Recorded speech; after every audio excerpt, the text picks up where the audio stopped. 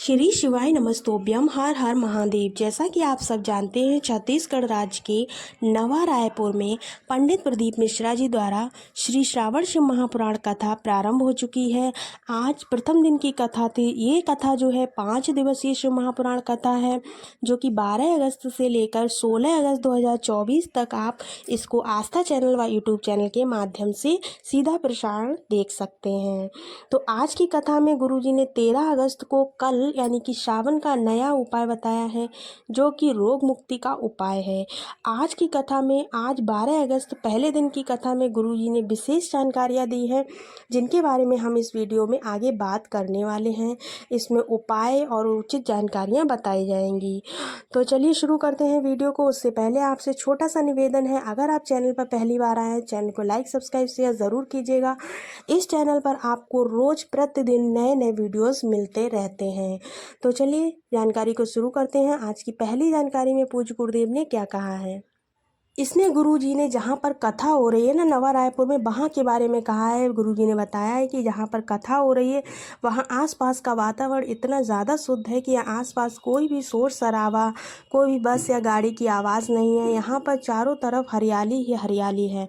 एकदम एकांत जगह है, जहाँ पर चारों ओर केवल महादेव की हर हर महादेव, श्री शिवाय नमस्तोभ्यम, बोल बम का नारा है, बाबा हमारा है, ये गूंजता रहता है। बढ़ते हैं आज की दूसरी विशेष जानकारी की तरफ, जिसमें पूज्य गुरुदेव ने बताया कि विज्ञान कहता है कि अगर जीभ में घाव हो जाए तो उसको दवाई से ठीक किया जा सकता है, लेकिन जीभ से निकले शब्दों का जो घाव होता है वो ठीक करना असंभव है, यानी कि वो जो है जिंदगी भर के लिए हो जाता है। तो हमको अपनी जिह्वा से जो भी शब्द बोलने चाहिए बहुत ही सोच समझकर बोलने चाहिए। जीभ से निकला शब्द कभी भी वापस नहीं आ सकता है। बढ़ते हैं तीसरी विशेष जानकारी की तरफ, जिसमें पूज्य गुरुदेव ने कहा शिव भक्ति यानी कि शिव पर जल चढ़ाते समय, जब भी आप भगवान भोलेनाथ को जल चढ़ा रहे या उनके मंदिर में बैठे हों, उस समय आपको कहीं की भी बातें नहीं करनी चाहिए, मौन रहना चाहिए।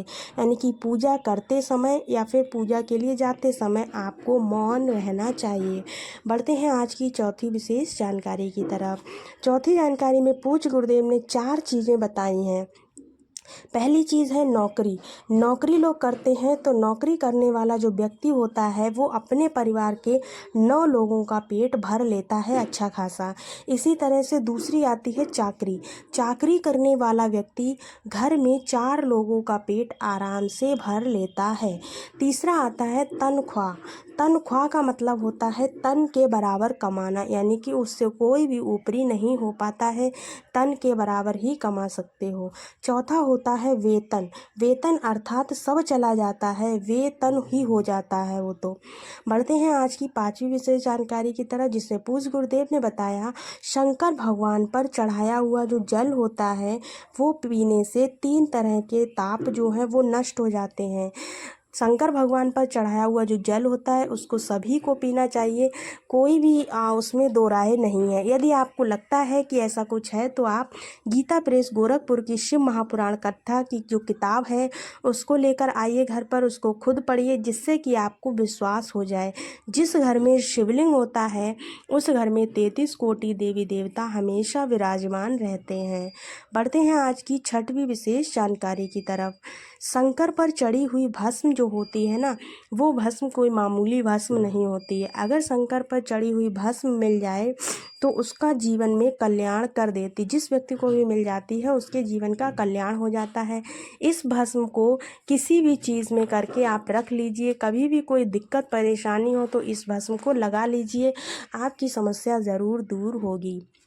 बढ़ते हैं आज की 7वीं विशेष जानकारी की तरफ, जिसमें पूज्य गुरुदेव ने कहा कि रक्षाबंधन पर सभी की बहन बेटियां आती हैं, इस पर किसी को भी मन में कोई शंका नहीं रखनी चाहिए। जिस प्रकार गौ माता को खिलाया हुआ खाना या भोजन, बहन बेटी को खिलाया हुआ खाना या भोजन, या फिर किसी गरीब को दिया हुआ भोजन, या फिर किसी मंदिर में दान किया हुआ भोजन, इन सभी का जो भी व्यक्ति इन सभी का उपयोग करता है उसकी कभी भी घर में धन संपदा की कमी नहीं मिलती है, बल्कि उससे जितना दान दे मतलब जितना उन्होंने खाया होता है उससे दोगुना उसको प्राप्त हो जाता है।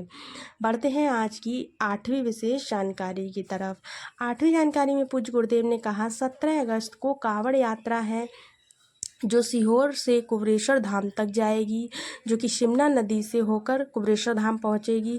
इस दिन प्रदोष का दिन है, तो इस दिन जो भी सीहोर कांवड़ यात्रा में शामिल होने जा रहे हैं भक्त, वो लोग एक कनेर का पुष्प जरूर लेकर जाएं, क्योंकि प्रदोष के दिन कनेर का पुष्प चढ़ाने का बहुत ज़्यादा लाभ होता है। इस दिन अगर कनेर के पुष्प को चढ़ा देते हैं तो पिछले जन्म में किए हुए पापों का नाश हो जाता है, उसे इस जन्म में नहीं भुगतना पड़ता है।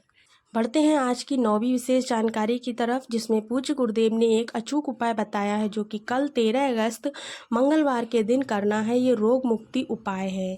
क्या करना है, शिवलिंग पर आपको सबसे पहले तो एक बेलपत्र चढ़ा देनी है। उसके बाद आपको जो माता अशोक सुंदरी वाला स्थान होता है उस स्थान पर अपने हाथ को रखना है।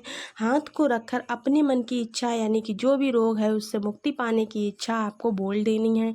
बोलने के बाद आपको क्या करना है, उस शिवलिंग पर जो बेलपत्र आपने चढ़ाया उसको उठा लेना है, उठाकर उसको हृदय से लगा लेना है। उसके बाद आपको जल चढ़ाना है और उस बेलपत्र का आचमन कर लेना है। ऐसा करने से आपके शरीर में जो भी रोग जो भी दुविधा होगी वो सारी की सारी दूर हो जाएगी।